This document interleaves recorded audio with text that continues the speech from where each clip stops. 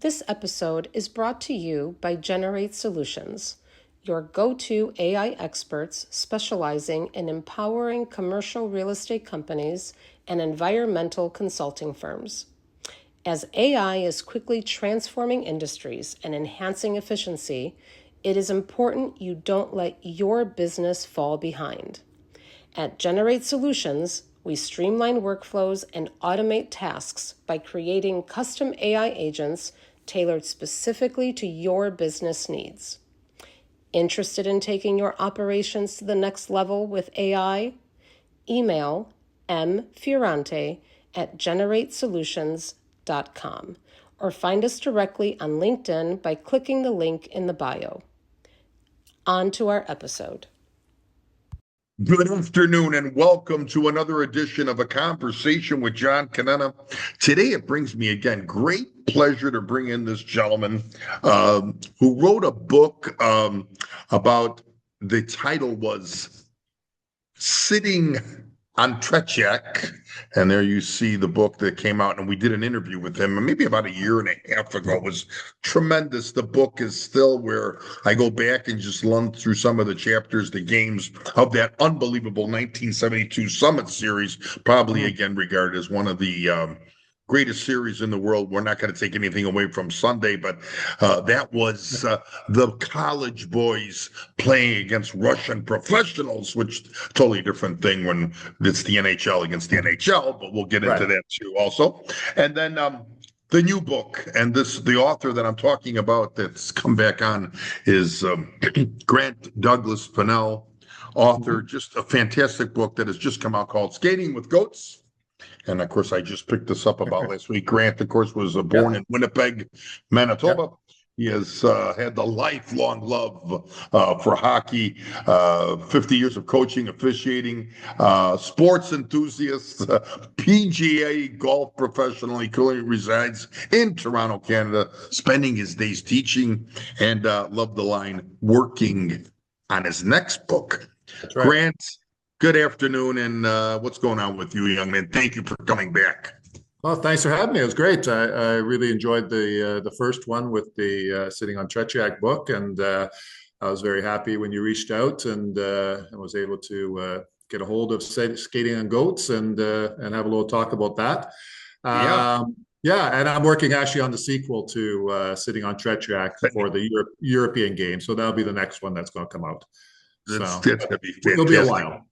Yeah. Okay, yeah, for sure. Because I mean, like, again, indulging in this goats one has been a little into it, but it just reminds me of something that I always bring up to my friends, and I love the concept of it and the analysis that you took and everything to do it. So I'll start it off this way because we always there's always that thing, and I'll start my question like this. Could Guy Lafleur or could Gordie Howe have played in we call the 2000 era? And could Lafleur have played in the 50s and 60s? I always play that game in my mind. What makes you start this from the Scooby-Doo pajamas in Winnipeg? So this is fantastic. What made you get into this whole Skating with Goats, the book?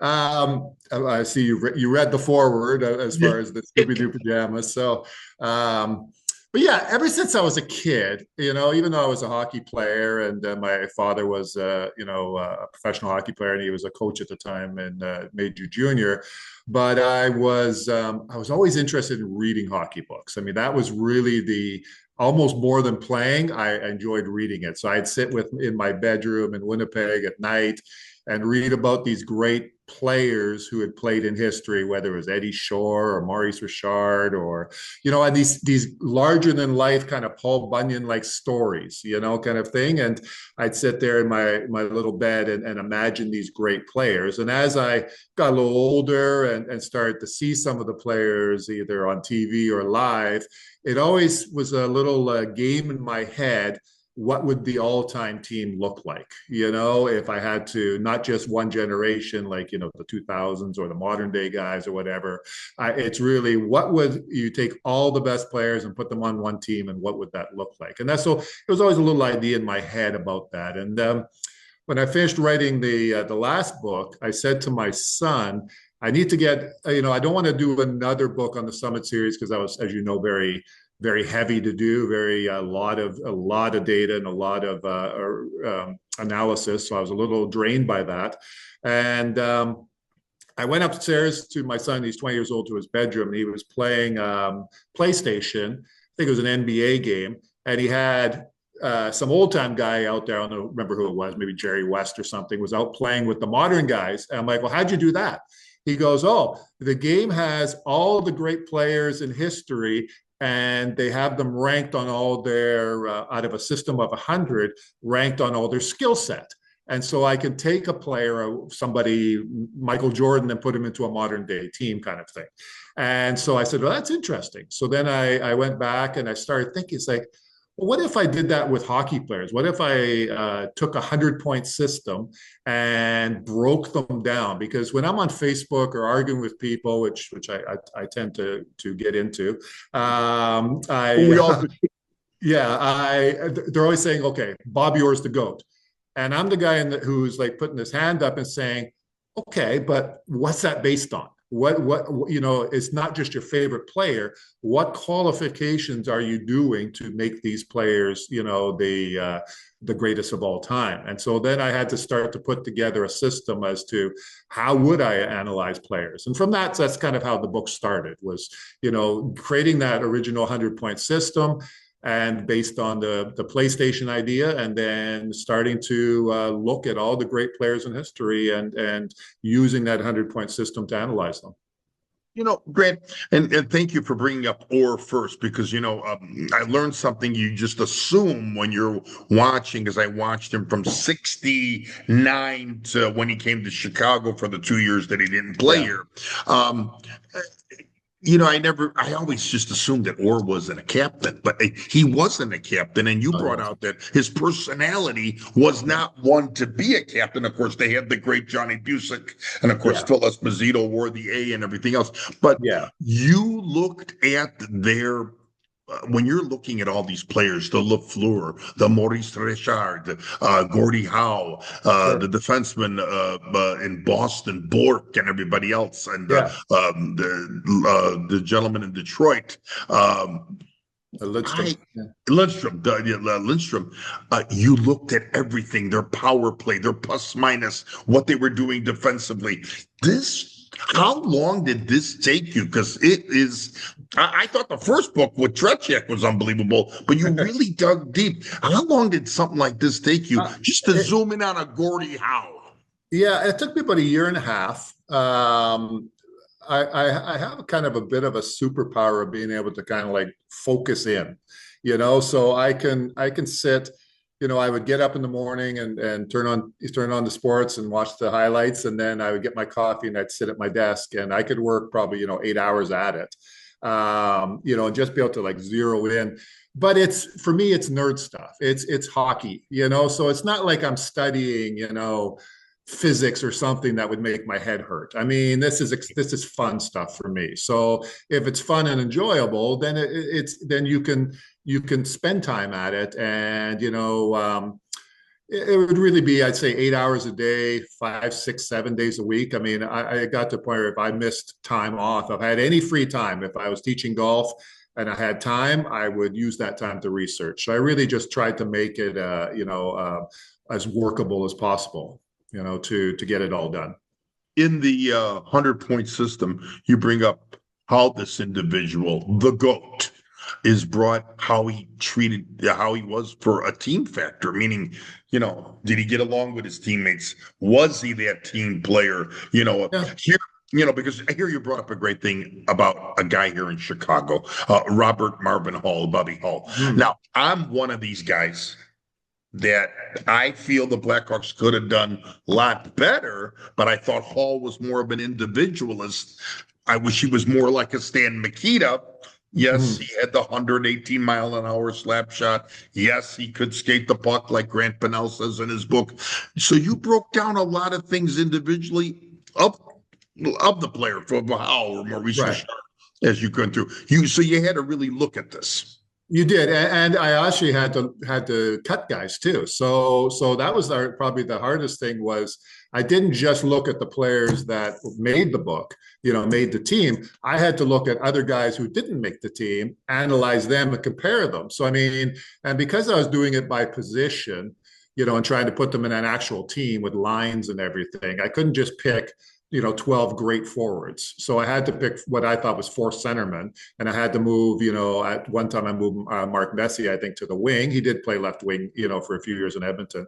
So I didn't have a problem with that. But I mean, that was the problem as well as you going through, so I had to rate John Beliveau or Stan Mikita or Phil Esposito, all centermen who, not to be a spoiler, but maybe didn't make the team. And so there was a lot of work there to determine, okay, who's a fit with who as well. So I really tried to make it like I was actually building a team. So the first line of Gretzky, Howe, and Ovechkin, it wasn't just the fact that I thought Ovechkin's the best left wing, Howe's the best right wing, and Gretzky's the best center, which they probably are, but I put them together because I really thought they would mesh. I just imagined, Ovechkin's one-timer with Gretzky's passes. I figured he'd score 100 goals in a season, and then Howe would be there to work the corners, get the puck out, be a little bit of a policeman if anybody wanted to mess with Gretzky. Not that Ovechkin needed help, but that kind of thing. I just thought, and also Gordie Howe was Gretzky's idol, so I thought that was excuse me. I thought that was you know, a great pattern that they could fit together. So I really tried to put the four lines with guys who fit together as well. The fourth line I call the speed line, kind of thing, because I really felt those guys meshed together. And I like you base it on basically, let's say, four lines. You based it basically on the four line thing. I got to ask you, when going back, I noticed when we talk about Mike Bossy in the book, we talk about Trottier, and we talk about, I think it's Clark Gilles was the left winger on that line. He was on the Trio Grande, yes. Yeah, the Trio Grande line. And did you look back? I mean, was it hard? Like back in the early 70s, of course, growing up, I remember the line of Rattel, Gilbert, and Vic Hatfield, which was, prominent line. Of course, Espo and Hodge and Wayne Cashman, all those. So so even looking at the lines, a lot of people said, hey, Cashman's digging in the corners there, and Espo's standing in front, and it's hit off his skate. And they said 76 of Phil's goals that year, 70 went off his chest. I don't know if that's true.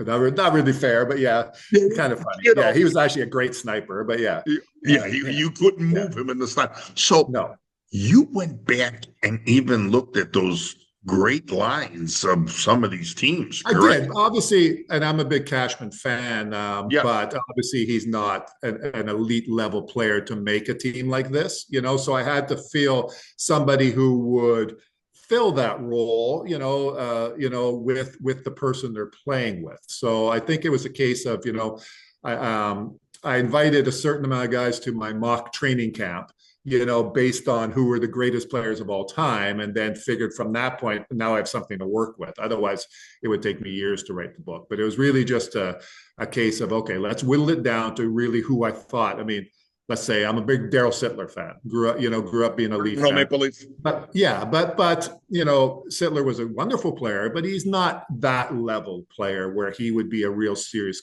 consideration for this team. Let's stick on the theme of Toronto for a second. I didn't get into the thickness of the book, but where does a Dave Keon fit in all this? He was definitely a candidate for the two checking forwards. So Keon was on the list. He went to the training camp, and he was definitely a candidate for the two checking forwards, where who I took at the end of the book, which turned out to be Trottier and Pavel Datsyuk. And Keon was definitely right up there for that, just because not only was he, a great player, but he was a great skater. And he was a great penalty killer, and he had a little bit of offense, not as much as those other guys, but he was certainly a real candidate for that because I felt he could fit into those roles. I have to ask you, I'll kind of go back and forth here. Yeah. The statistics of every year of a player, like we take a player like Guy Lafleur. The statistics of a player, talented winger that he was. I mean, incredible. How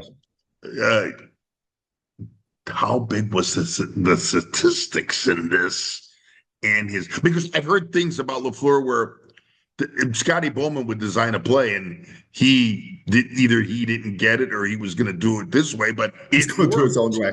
Yeah. With Guy Lafleur. How much of that did you have to research? I mean, like saying, okay, this season, wow, he did this much. He had 50 goals, but he had, 12 assists. Or I mean, that's an exaggeration. Lafleur was certainly one of the challenging players to fit in because he was very heralded coming up, one of the most heralded players of all time coming up. I mean, he just destroyed teams in juniors, scored 130 goals one season. And when he was joining Montreal, they gave him number 4. He was going to be the new Beliveau, Lafleur just wasn't, ready for that. I mean, who would be ready for that responsibility at the time with Montreal? And his first 3 seasons, he didn't play that great. And then he was still good, but he just wasn't Guy Lafleur. And then he took the helmet off, the hair came flowing. And for about 6 or 7 years, he was really the best player in the world. I mean, he was just a fantastic hockey player, and Lafleur had the it factor. He had the rock star factor that I hadn't seen really in almost anybody in history, where he just had that special panache flying down that wing with his hair and the crowd going gee, gee, gee, and just a big slap shot and, the clutch play and the way he played. There was really no one like Lafleur. Maybe Maurice Richard, but he was before my time kind of thing. But I mean, I really gave Lafleur those kind of extra bonus points because he was just so flamboyant and effective. He won 6 straight 50-goal seasons. He won 3 or 4 scoring titles. I mean, for that 6 or 7 years, he was fantastic. And part of the dynasty, maybe the greatest team of all time, those 4 years that Montreal won. So, I mean, there was a lot of bonuses in Lafleur.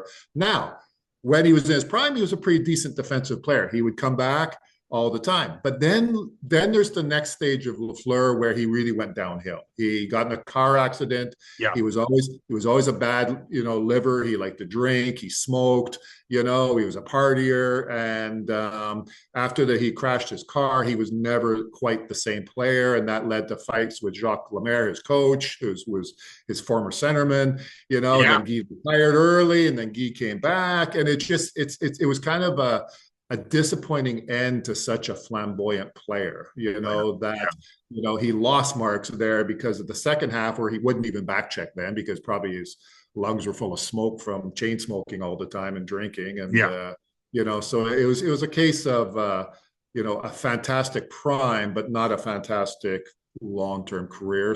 But he still made the team because he's Guy Lafleur. He's Guy Lafleur, right? Exactly. I always say, Grant, as soon as he took off, he wore the helmet in 71, 72. As soon as he took off the helmet, maybe it was the hair that needed to fly. He flew. He flew. The story is Henri Richard, who was finishing his career at Montreal, the Pocket Rocket, came to him and said, Guy, stop trying to be Jean Beliveau, just be Guy Lafleur, And I think that's really what changed it. Probably, wow, great line by you. Thank you for bringing it up. What a piece of advice, of course, from the legendary Henri Richard.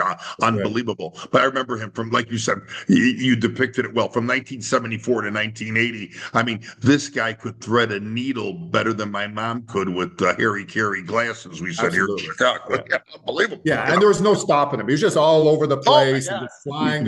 And Scotty Bowman must have been just grinding his teeth nonstop watching him. But I mean, he probably, because then they wanted guys to go up and down the wings, but Fleur would have none of that. He was an artist. He would just go where he wanted, and it worked out.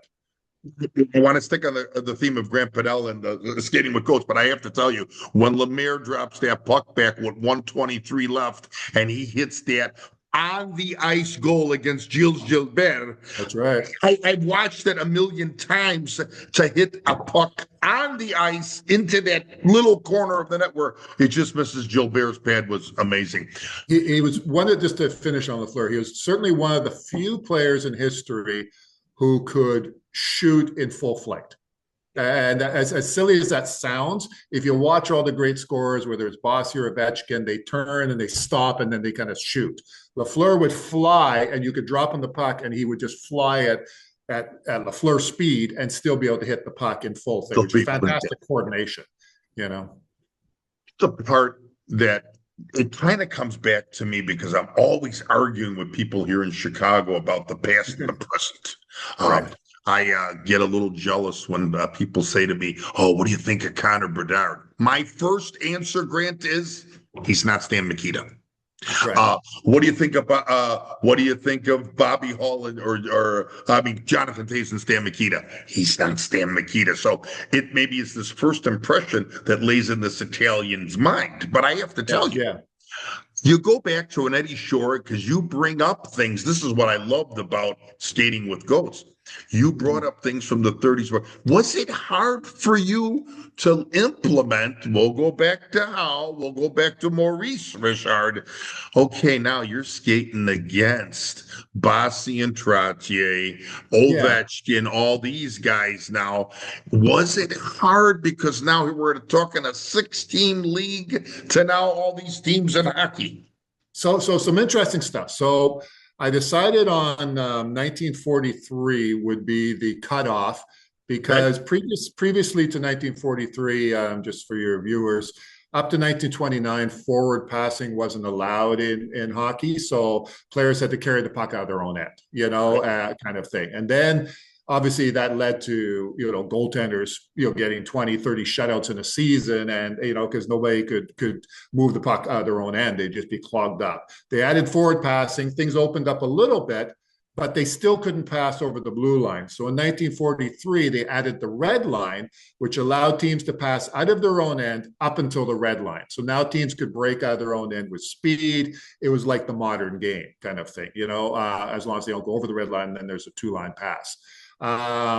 So I started the analysis in 1943. And the second thing is, to be fair to guys like Eddie Shore and Howie Morenz, there's just no video of them, very, very little. And I just didn't think it would be a fair analysis to compare a person like Howie Morenz, who played in the 20s without forward passing, where he's carrying the puck his whole time, compared to, modern day players where, everything is full flight over the blue line.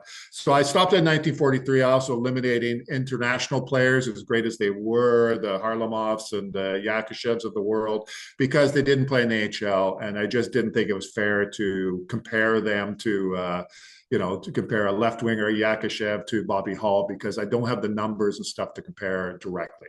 So I left in 1943. And when I was doing the original 6 analysis, so we'll say some of the players that made the team, Richard and Howe, who you've mentioned, what I did was, because the original 6 was much lower scoring, you had the best 6 goalies in the world. Teams played each other nonstop, so they knew how to shut each other down.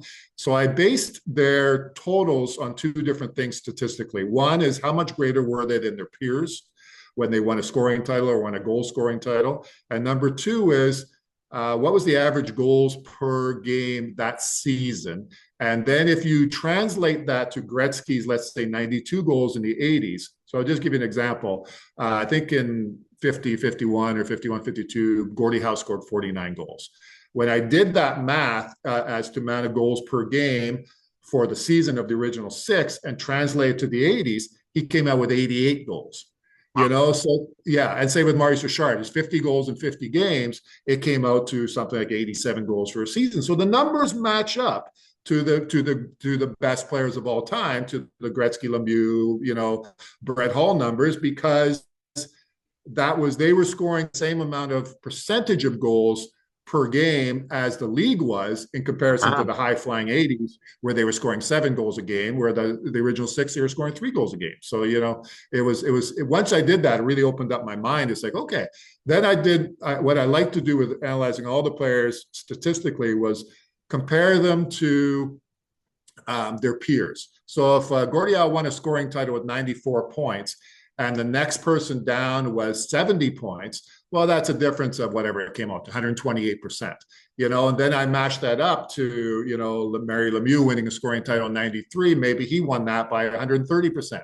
So again, the numbers of their dominance, kind of evened out. And there was a few that, Bobby Hall, your Chicago boy there, won a few scoring titles where he only won by a few points. Others he won by 20 or 30 points. So you just kind of do that analysis to how dominant were they over their peers in comparison to, the different eras.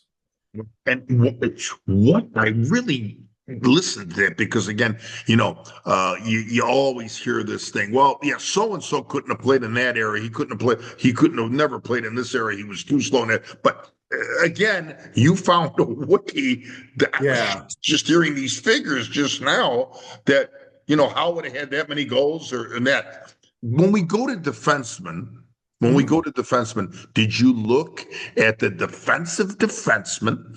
And then you looked at the offensive defenseman. That was a hard one for you. Was that harder for you? I mean, that was a little harder, but to be honest, I mean, obviously some of the defensemen were kind of no-brainers. Obviously Bobby Orr is going to make the team. Obviously Ray Bourque's going to make the team. Nick Lidstrom's going to make the team. Kind of thing. So with the limited defense spots, there was probably 3 right away that were going to be guaranteed. So then I had a smaller group to compare with. And I did throw a few defensive style defensemen in there, like Rod Langway, who won a few Norris trophies in the 80s, but do I compare that with, I'll give it a good example. I mean, in the 50s, Doug Harvey and Red Kelly were the 2 dominant defensemen. Kelly was an offensive defenseman, scored significantly more goals than anybody else in the season. But when I started reading newspaper accounts and player accounts, nobody ever thought that he was a better defenseman than Doug Harvey. Harvey was the consensus dominant defenseman of the era, even though his numbers were not the same. They were saying, well, you couldn't get around him. He controlled the game. He, his head banged the puck out of his own end. So I started watching videos, and I could see all the great things that he did in comparison to Kelly, who was maybe more of a Brian Leach, who, a very good offensive defenseman, but maybe not an all-around defenseman good enough to make team go that way. So I really looked at players on the defense and Rod Langway, a great defensive defenseman, but really had no offensive game. So I couldn't see him beating out, a Larry Robinson or a Dennis Potvin, or who had both, who were both defensively excellent, hard hitters, but they would rack up 70, 80 points in the season and be the power play leaders. And to me, that was the real difference maker between, both Red Kelly and Doug Harvey, or Rod Langway and Larry Robinson. Robinson had the offensive side to it. Two great comparisons, because you put 2 guys in the same era. Yeah. Is it safe to say that because Kelly, of course, went on to play offense when he got traded to Toronto? He almost made the team based on my 2 extra players, Trotty and Datsuk. I really wanted to, because I was fascinated by Red Kelly, because this is a guy who was a fantastic offensive defenseman, won a bunch of cups, then went to Toronto and became a checking center on the Leafs and won a bunch of cups. Just a really underrated player historically. Versatility on top of versatility. Yeah, exactly. Again, going back to Bobby Orr for a little bit, I'll never forget this, and I think you might know the answer to this. It's 1971 when Dryden, of course, now comes onto the scene, and Al McNeil decides to go with Dryden instead of Rogatien Deschamps. Yeah. That series, I think the Canadians, after Game 3, found a way to control Orr. Is that true? In the sense I think, of uh, yeah, there, his defensive prowess. well, I think what they, there's two different times that Orr kind of got shut down a little bit. The first one was Montreal, who sent. They had a different tactic. They sent two forecheckers on him, so they would harass him, kind of thing. And they had good enough skaters that they could obviously not keep up with Orr, because nobody could in that era. But I mean, they at least be able to make his life difficult bringing the puck out of the own end, kind of thing. So, and then I think they moved their defensemen up to kind of prevent that long pass out to Esposito or whoever's in the center. So I think that was it. But then Philadelphia had with Fred Shero in the 73-74 final, had a really interesting tactic with Orr. They threw the puck in his corner all game long. And they would go in, Make him break it out, and just exhaust him, just chase him the whole game, exhaust him. And just going back to my first book, Sitting on Tretiak, Tarasov, Tarasov was playing Carl Brewer in the World Championships in 1967.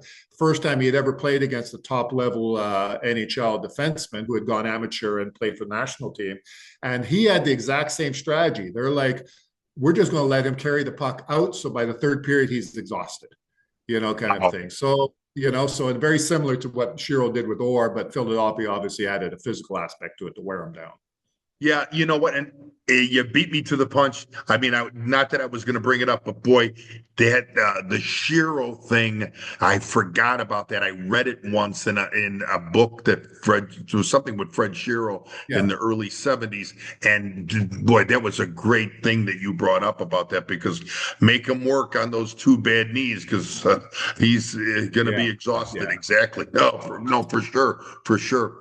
I have to tell you the last piece of this, and then I want to kind of do a thing with you. This book, we're talking today with Grant Pennell, who has come out with the book Skating with Goats. And of course, I had hauled up his other book, Sitting on Tretiak. These are two books that are a must. When I saw this book was out about 2 weeks ago, and Doug doesn't, it's not like we talk every day or every month, but I was kind of mad that Doug didn't call me and say, John, I want to get on this interview, because he says, I'm texting Doug. It was on my list. It was on my list to do. So actually, I did think of it, but then it was just like, I had my daughter doing the social media stuff. That's fantastic. To it.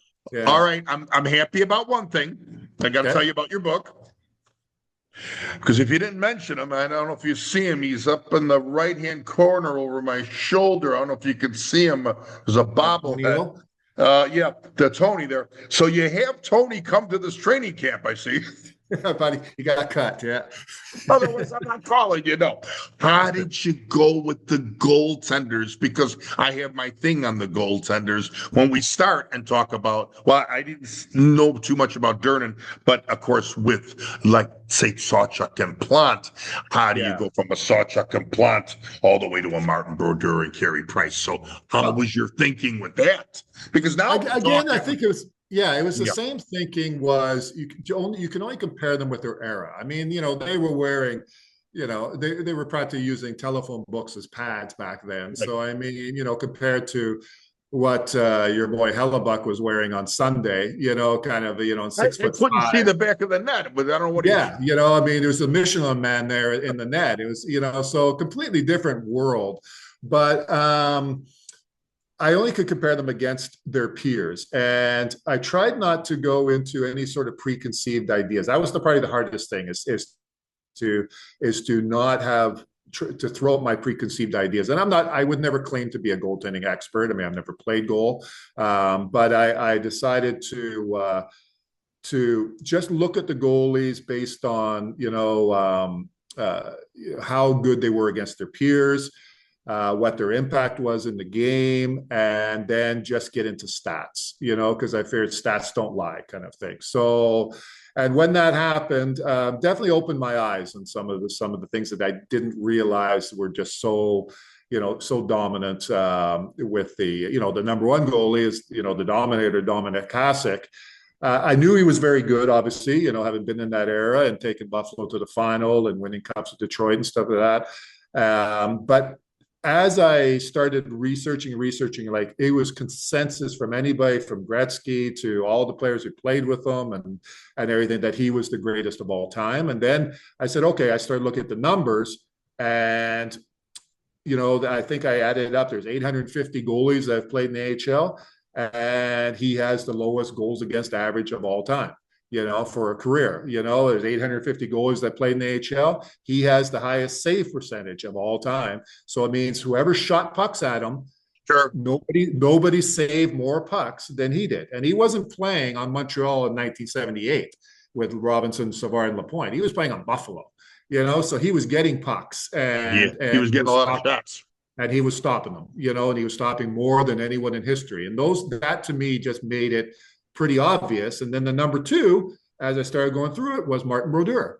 And he was, he had the most wins in the AHL, but, probably the number two, I think it was with goals, or if he wasn't number two, he was right up there. I don't remember my exact stats. I put them in the book, but yeah.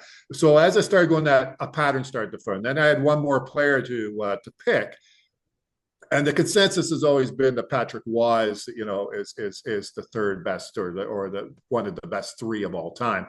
And that was always going to be my thought in my head. But then I, again, tried to get rid of the preconceived ideas. And I started doing research on Sawchuk and Esposito and Dryden and Fuhr and all the goalies that I had there.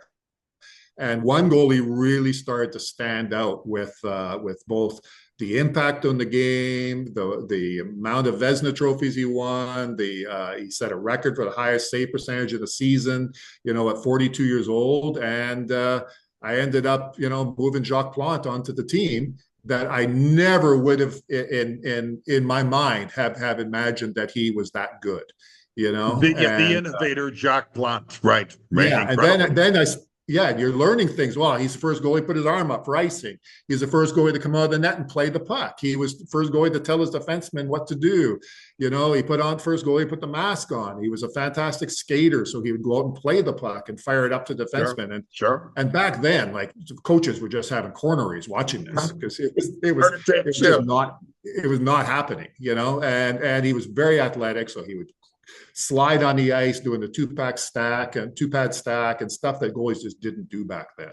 And at 42 years old, playing for the Toronto Maple Leafs, who were not a good team in that famous 70-71 season, he had a save percentage of .940, highest recorded in NHL history at 42 years old, playing for the Leafs. Right. And he's carrying great thing by you. And he's carrying a 1.98 average goals against, playing for the Leafs with Bernie Perron as his backup. Yeah. Right. Bernie Perron taking notes. Really, because that's Bernie Perron even admitted that. He's just like, he'd never seen anything like that, Exactly. So that to me just is like, okay, this guy has got to be on Team GOAT. And so, I made some funny things when I was doing my cuts at Patrick Waugh would get upset and he'd throw things around in the room when I'm telling him he didn't make the team. But, it was probably the biggest surprise in the book. We're not going to tell everybody else about the team and how it all gets laid out, but we did cover some things here and how you went about it, and I wanted to talk about the goaltenders last, but anyway. Well, listen, I want to do something a little bit different before I let you go here today. This is fantastic, and again, we're going to tell people how they can purchase this book, and there's a lot here to talk about, but I want to get my audience to get to know you a little bit better that I didn't do the last time. Okay. In regards to the books, in regards to the game that you love, and of course, I'm going to talk about something else that you do that a lot of people maybe don't know or do know. Who are some of these early mentors that brought you to this level? Books, hockey, golf, that you still talk about when you're in that car or you're just sitting on the couch when you're not writing a book. Who are some of those early mentors you think about that brought you to this level in life? Yeah, I have to, start with my father, obviously, which I talk about in the Skating with Goats. I mean, my dad played in Montreal's farm team, was a great player growing up, and played for Buffalo in the AHL and was an all-star, and was supposed to get called up to Montreal in 1955. I have a whole write-up from a program in the Montreal Forum in the Canadiens game where he was called up but not dressed. And they said that, Grant Pennell is going to be on the team next year. All the other NHL Wow. teams want him.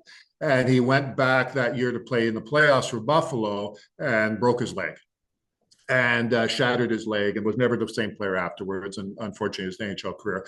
But he started coaching at age 28 and coached major junior in in Winnipeg from really the late 50s until the late 70s. So about a 20-year kind of career coaching boys, and put a lot of players in the AHL, Butch Goring, Chuck Leffley, James and Steve Patrick, like guys from Winnipeg, Wow. Chuck Anderson, that all came to the AHL. And so I kind of grew up in this kind of environment. And this was his life. He was a hockey guy. That's all really he was. I don't mean that detrimentally. It was just he was a hockey genius. And when in late 70s, Canadian Amateur Hockey Association picked some coaches to go to Sweden and do a hockey symposium. He was one of the coaches that went there. He learned from the Swedes, came back, coached me in minor midget, and with Ad McDonald, another ex-player, who's a good friend of my dad's.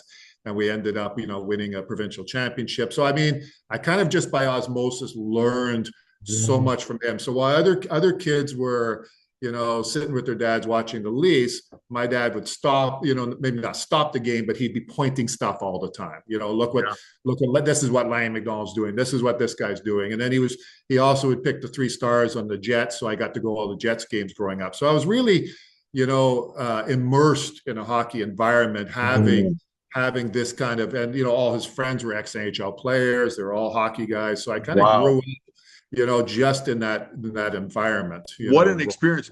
Grant, Ab McDonald was the original Scooter with Makita and That's Kenny right. Warren, correct? Yes. Yeah, and he coached me in midget hockey, so I learned a lot about him, for a couple of years too, about how to properly play the game and things like that. So, What a great teacher for sure for you. Yeah. Your father, a lot of Ab mentors McDonald, for yeah, sure. Yeah, absolutely. All right, question 2. What is the Grant Pennell movie that you can watch 200 times? Give me 2 of them and not get bored. Tin Cup. Okay. Except I can't watch the end. Okay. I just can't watch the end. I keep yelling at him on the screen.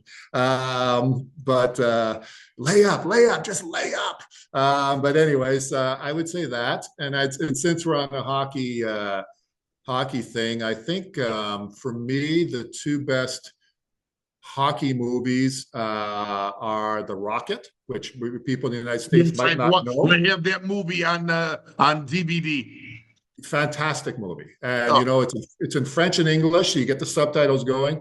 But they use ex-NHLers, Vincent Lecavalier, guys, Mike Ricci go on the ice, and they're playing the NHL players. Yes. And the actor that plays the Rocket is fantastic. He's a former Quebec League player, so he can fly down the ice. Yes.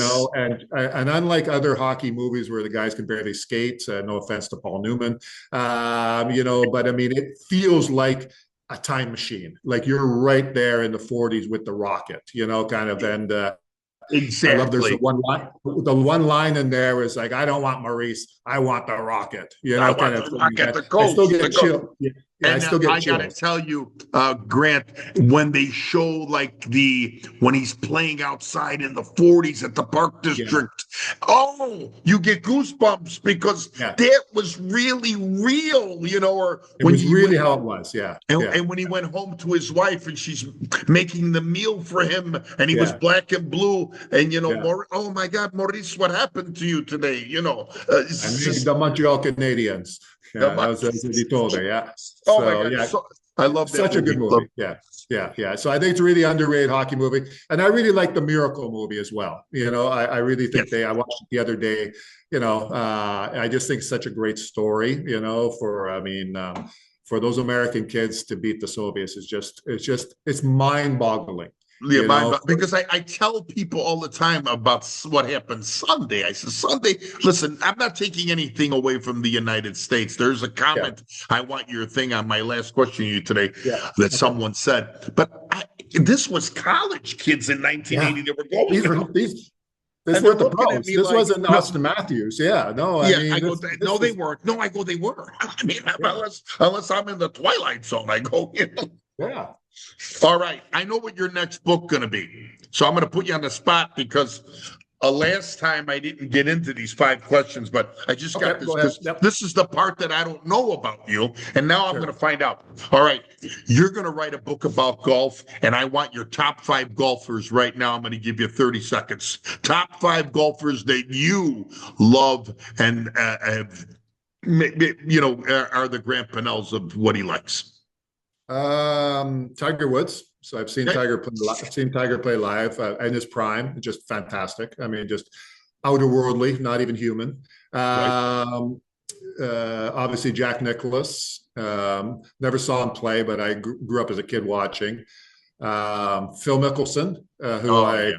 who I followed for 18 holes, and just amazed that his short game was just hands of an artist, just unbelievable. I Yes. would say Seve Ballesteros, Oh, wow. because he just loved, no offense, but he just loved to kick the Americans' ass in the Ryder Cup. I mean, he was just unbeatable, and he would Right. rub it in their face, and just that Spanish flair, and obviously such a great short game and great player. Oh, my So, and God. then I have to probably go with Mike Weir, being a Canadian, winning the Masters as a Canadian, and being a hockey guy growing up, and having grown up in Canada and being a golfer, you've only got 3 or 4 months to play golf. And so for him to get to that level growing That up in level. Canada is just a real testament. I mean, he didn't move down to Florida and play all year round. He grew up in, Sarnia, Ontario, and played 4 months a year and made it to win the Masters.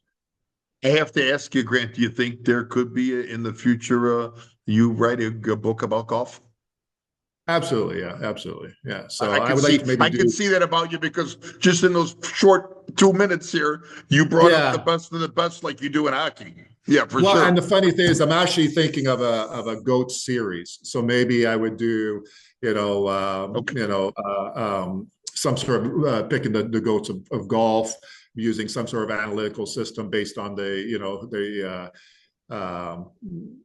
caliber of the players they had to play against, kind of thing. Right. I always, Well, if this so podcast of mine ever does get famous, I'm going to say you heard it here first that Grant Pennell did a series on goats on the golf too. there you go. Yeah. Yeah. And I like basketball too, so I might do one with basketball too. Okay, So no, fantastic. yeah, I can see yeah, it being coming from you, yeah, a good one. All right, yeah. what's the song? What is the song? If it's a good or bad day that Grant gets Grant Douglas Pennell going. A song. Got Oh one or boy. two that you like? Um, I'm a big Beatles guy, so maybe "Here Comes the Sun" is always kind of gets me feeling good. And maybe I'm dating myself here, but I really like "Sweet Child of Mine" by Guns N' Roses. You Oh, know, sweet. I Yeah, could, okay. or when I'm cleaning the kitchen here, I'll crank up some Led Zeppelin. You know, Yeah. You like all Led Zeppelin? I do. Yeah, yeah, Yeah, yeah.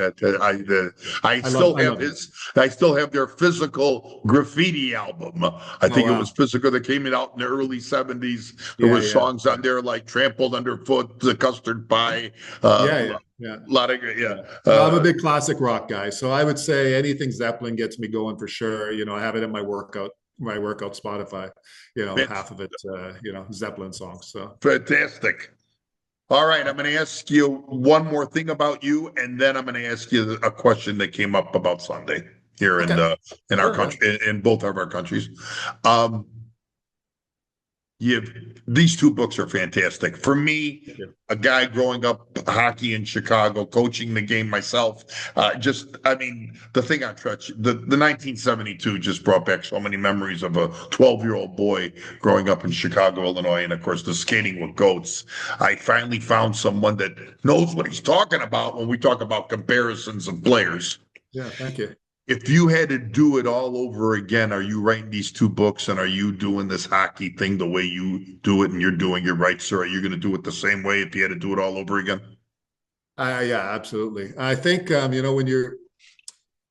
when you're writing, I'd never written a book before. I mean, I was always a good writer in university and stuff. Right. Essays would write pages and pages, and but I never really knew how if I was any good. So when you send it, you push the save button on I finished the first one, and I went to publish it, and the reviews started coming in, and people. I felt like, the old Sally Field at the Oscars kind of thing, you like me, you really like me kind of thing. It was like, yeah, all of a sudden it's like, wow, people really like this. Like it shocked me. Maybe I didn't have enough of an ego, it shocked me that how well received it was. Even to this day, I mean, I had a guy write me on social media and said, that the City on Tretiak book is the best hockey book he's ever read, and stuff like that. Just shocks me when there's been so many great writers over the years to say those things. So, changing it to doing something that was non-historical, like Skating with Goats, and far just analyzing the players, it was completely different. And again, I wasn't sure if people would like it. And to be honest, John, my first review was a fellow that bought it off Amazon within a day or two. He only gave it 2 stars. And so I contacted him, Yeah. and because I was curious, and I was like, so why didn't, what was the problem here? And he was like, first of all, I love Sitting on Tretiak. Fantastic book. He goes, it was a master class in hockey analysis. And he goes, I guess I was judging it, hoping that this would be a lot more gameplay and analysis on, on their best moments in their careers and things like that. And I said, well, no, that's not what the book was about. It's about analyzing them to put them on one set of teams. So I don't think he really got it, So I'm happy now that since then, speaking to other people, and I was speaking to an author, a friend of mine, Greg Frankie, today, and he just finished reading the book, and he was like, it's really a wonderful book, and I really like. He goes, I don't agree with everything, I don't agree with everything you said, and I said that's perfect. I don't expect you to, but he goes, I really like how you broke it down and how you analyze. Nobody's ever really done that before. So no one, and there's a lot on that thing in 72. A lot of things. I've even talked to the great Paul Pascal, who's I think from Hamilton, and he says great. I ran into him, and even I think the other correspondent from the Montreal Gazette, Dave Stubbs, has even complimented your book. So fantastic. Yeah, fantastic. that's wonderful. Yeah, and getting it out there, self-publishing is not easy because it's the hockey world's a small world, and getting it to people like yourself and being able to reading it's always a challenge. People don't read. People our age read books, but the young guys don't read books anymore. So it's unfortunate. I love feeling it, having it, and touching it. Yeah, me too. I want Grant Pennell, Douglas Pennell's opinion on something, because here's my opinion. On Sunday, of course, the United States defeats Canada in overtime 2-1. There are two things that I don't like about the modern era, maybe past 1990. Now, the sport of soccer, I feel should get away from the shootout. I think in soccer, especially in the World Cup, the play till you drop. Your comments about John Cooper when he says, the 3-on-3. I was just like Eddie Olczyk that day. I turned to my wife and I said, she goes, what do you think? I go, well, it's going to end early, and it's going to be on some kind of a weird broken play. Somebody's going to lose a puck, and there's going to be a 2-on-1. This is how these games finish in the NHL, and it's going to end early. This is not going to go some 3 periods, and we're going to be having lunch downtown. Your Cooper's comment, I know Canada did not win. I feel, why did they go in the format of 1980? Let's talk about 1980. If that game would have went to overtime, let's say Russia ties that game up, would that have been back in 1980 a full-blown 5-on-5? I would have to see it. Yeah, I believe so. I mean, I was just thinking, was that the round robin game? I think in in the Olympics, or was it the medal play? If it was a Oh, medal right. game, if it was a medal game, then they had to play it till somebody won, and they would have Right. gone overtime. There was no 3-on-3 or 4-on-4 or shootouts back then, so they Yeah. would have played it just like the HL until somebody won. Yeah, I'm not a fan. I mean, even taking the Canadian bias out of it, I thought, Canada was Yeah. by far the much stronger team. I mean, they really dominated the game. Incredible. And I knew as soon as, and I really felt, speaking of soccer, I really felt the Americans are almost playing like the Italian national soccer team, lining guys up in their own end and just playing almost for the shootout, so it was kind of a, at times, and then, or playing for the counterattack, like waiting for that break and going down and scoring. That's really what happened, so, Makar and McKinnon and McDavid were out there, they were pressing. Makar went to gamble, he missed the puck, and it broke down. McKinnon's not a defenseman. They had a 3-on-1 and they scored. I mean, it was as simple as that.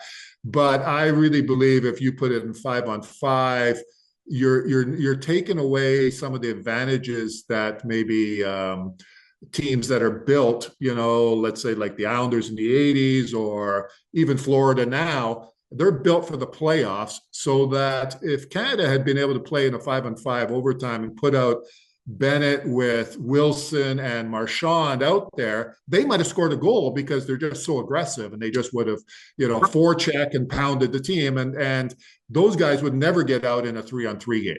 I mean, all you're going to do is put out your fancy dance players, Right. or triple shift McDavid and Matthews and Hughes, and try and get The those guys that could fly the friendly skies. Exactly. Without a doubt. Yeah. Sure. And I do like to think, though, that if those coaches knew that it was going to be 3-on-3, then maybe you pick some of the different players on the team. Maybe you don't pick a Bennett, and maybe you pick a Connor Bedard, because he can snipe.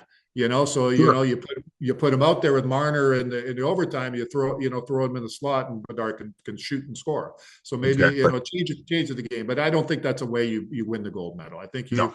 Yeah, I think it plays it. And again, I'm happy that the United States won. Don't get me wrong, but the game. Why does the game always have to be altered or changed? That's all I'm saying. I agree. Yeah. I know they have a time. They need to do closing ceremonies, the hockey games, to showcase event. I kind of get it, but I mean, they can't have them playing for 3 periods while everybody's waiting for the closing ceremonies. So exactly. Sure. Yeah, so I understand. Listen, I want to thank you for today. I mean, I could talk to you all day, and I hope, again, we're going to meet down the road and we can do another one of these. Absolutely. And maybe we do the anniversary on the Tretiak, because I know on the Tretiak interview, I think I only got to game 4, game 5 with you before the Phil Esposito speech. So that's where the first book ends. So when I come out with the new book, we'll definitely do it. I plan to go back into the Tretiak and just fix it up a little bit for some of the things that I want to change. And again, I want to hold it up for our audience. If you don't have this book sitting on Tretiak, Grant Douglas, but this is phenomenal book. It brings you back like you feel like it's 1972. And of course, the new one, Skating with Goats, Grant Douglas Pennell. And just a tidbit for all my Chicago lovers, Grant does mention Tony Esposito on page 21. So don't know how you get to the tryout, though. Grant, that's right. Thank you. I mean it. Fantastic talking hockey with you. Yeah, I really appreciate it. It's great. Always talk hockey. I really appreciate it, and the kind words are fantastic. Thank you. And we're going to get this out on YouTube and Spotify probably in I think by Friday morning it'll be out, and for everyone to see. A great author, golfer, hockey enthusiast, a man who knows the game, Grant Douglas. Thank you. Perfect. Thank you. Take care.